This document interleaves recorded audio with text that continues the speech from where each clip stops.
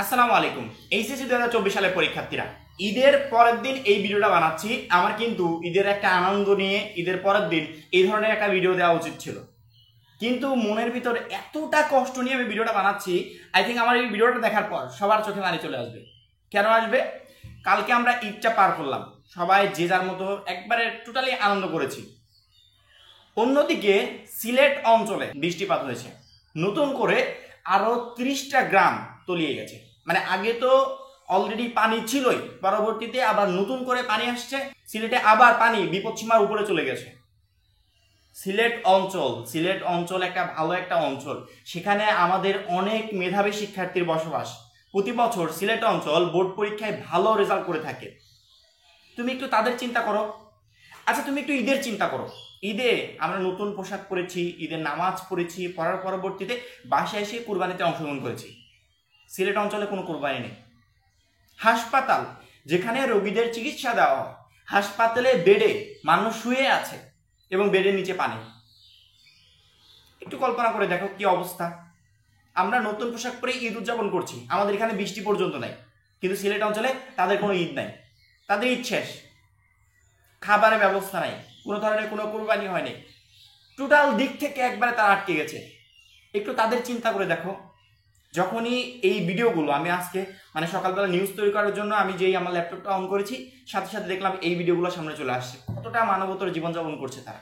আশ্রয় কেন্দ্রে কিভাবে আশ্রয় কেন্দ্রের লোকদের খাবার যোগান দিবে, এই বিষয়ে সবাই টেনশন করছে, সবাই আশ্রয় কেন্দ্রে আশ্রয় নিয়েছে।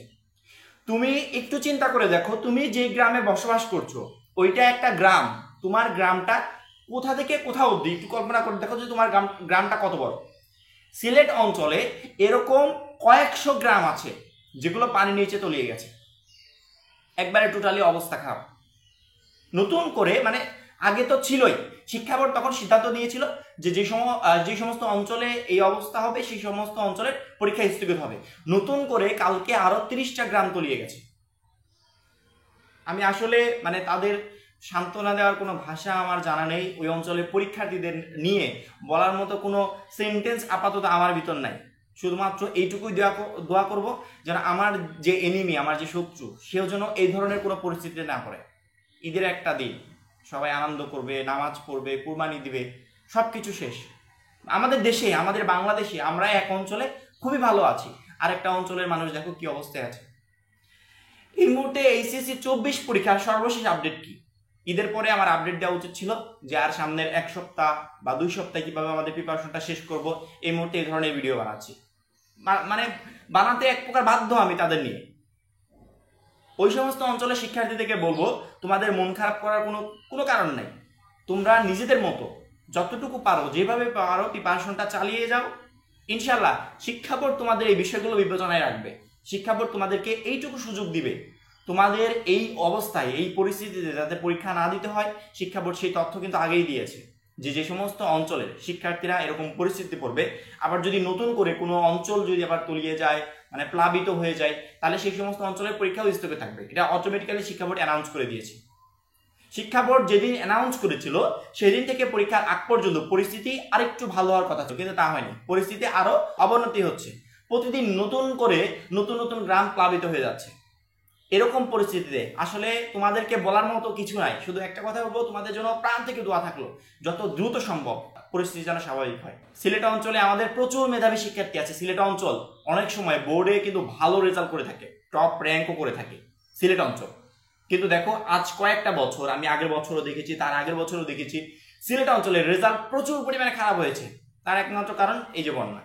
সিলেট আগের বারও তলিয়ে গেছিল। এসএসসি পরীক্ষার সময় সিলেট একবারে টোটালি পানির নিচে, ঘর বাড়ি ভেঙে ভেঙে নদীর স্রোতে ভেসে চলে যাচ্ছে, এরকম অবস্থা। পরবর্তীতে টোটাল সারা বাংলাদেশের পরীক্ষা স্থগিত করা হলো।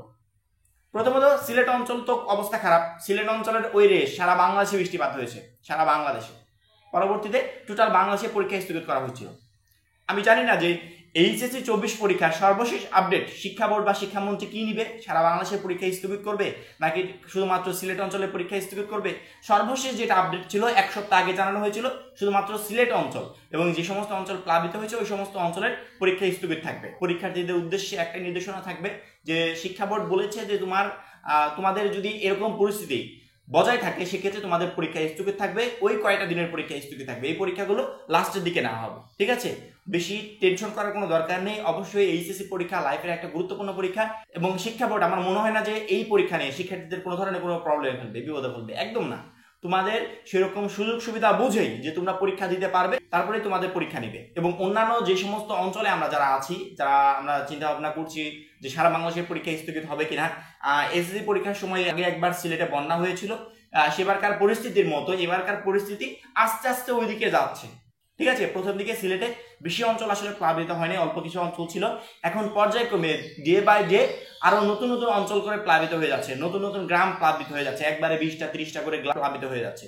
যদি এই ধরনের পরিস্থিতি বজায় থাকে এবং বাংলাদেশে যদি সারা বাংলাদেশে এই ধরনের বৃষ্টিপাত যদি শুরু হয়, যেহেতু আমাদের অঞ্চলে এখন পর্যন্ত কিন্তু কোনো বৃষ্টিপাত নেই, যদি পরীক্ষার আগ পর্যন্ত এরকম অবস্থা হয়, সেক্ষেত্রে আমার মনে হয় আগের বছরের মতো 22 সালে যেমন এসএসসি পরীক্ষা সারা বাংলাদেশে স্থগিত করা হয়েছিল, 24 সালে যদি এরকম পরিস্থিতি হয়, সেক্ষেত্রে আমার মনে হয় সারা বাংলাদেশে পরীক্ষা স্থগিত করা হবে। তবে এখন পর্যন্ত আমরা সিদ্ধান্ত পাই নাই। এখন পর্যন্ত তোমরা ধরে রাখো যে সিলেট অঞ্চল এই প্রবলেমগুলো ফেস করছে, শুধুমাত্র সিলেট অঞ্চলেই পরীক্ষা স্থগিত থাকার সম্ভাবনা 100%, অন্যান্য অঞ্চল না। অন্যান্য অঞ্চলের শিক্ষার্থীরা পুরো দমে নিজেদের মতো প্রিপারেশন নাও। আমি এই ভিডিওটা বানাচ্ছি দুইটা কারণে। এক হচ্ছে সিলেটের শিক্ষার্থীদেরকে একটা মেসেজ দেওয়ার দরকার ছিল, এবং দ্বিতীয় হচ্ছে এই বন্যা পরিস্থিতি নিয়ে অনেকে অনেক ধরনের বিভ্রান্তিমূলক তথ্য এখন ছড়াবে যে বন্যার কারণে সারা বাংলাদেশের পরীক্ষা স্থগিত করা হলো, এটা করা হলো, সেটা করা হলো। এইদিকে একবারে কাম দেবে না। পরীক্ষার কয়েক ঘন্টা আগে বা কয়েকটা দিন আগে তুমি দাঁড়িয়ে আছো, এই মুহূর্তে তোমার এইসব ভিডিও দেখার একবারে কোনো দরকার নেই। তুমি জাস্ট প্রিপারেশন নাও যে তোমার অঞ্চলে পরীক্ষা হবে, তুমি সিলেট অঞ্চলের না, সেক্ষেত্রে তোমার প্রিপারেশন নেওয়া উচিত, ভালোভাবে নেওয়া উচিত। এবং সিলেট অঞ্চলে যে সমস্ত শিক্ষার্থীরা আছে এবং যে সকল মানুষ আছে যারা কালকে ঈদও উদযাপন করতে পারেনি, তাদের জন্য তোমার সবসময় দোয়া থাকা উচিত যে তারা যেন দ্রুত স্বাভাবিক পরিবেশে ফেরত আসে, এবং আমাদের মতো ওই সমস্ত অঞ্চলের শিক্ষার্থীরা যেন দ্রুত পরীক্ষায় অংশগ্রহণ করতে পারে। এইচএসসি 24 পরীক্ষার এই ছিল সর্বশেষ আপডেট। পরবর্তী যে কোনো আপডেটের জন্য অবশ্যই আমাদের চ্যানেলটা সাবস্ক্রাইব করে পাশে বেল আইকনটাতে ক্লিক করে রাখবে। সবাই ভালো থাকবে, সুস্থ থাকবে, খোদা হাফেজ।